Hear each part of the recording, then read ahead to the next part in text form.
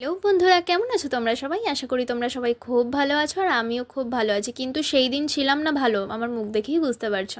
হ্যাঁ, আমরা 3 বোন মিলে বেরিয়ে গেছিলাম হচ্ছে ডমিনোজের উদ্দেশ্যে। মানে ডমিনোজে যাওয়াটা প্ল্যান ছিল না, আমরা কোথাও একটু ঘুরতে যাব ভেবেছিলাম। তারপরেই পেয়ে গেল রাস্তায় বেরিয়ে খিদে, আর সেটা সামলাতে না পেরে আমরা 3জন মিলে চলে গেলাম ডমিনোজ। আর এই যে ডমিনোজে এসে অর্ডার দিয়ে 3জনে বসে বসে গল্প করছিলাম আর বলছিলাম একদম ভাল লাগছে না, কতক্ষণে আসবে আমাদের পিৎজাটা।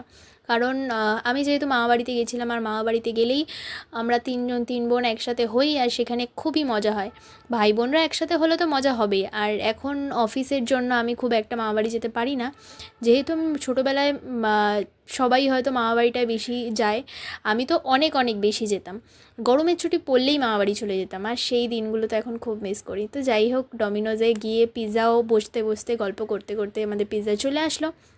আর এই যে আমরা 2-3টে পিৎজা, 3টে মেবি পিৎজা অর্ডার করেছিলাম।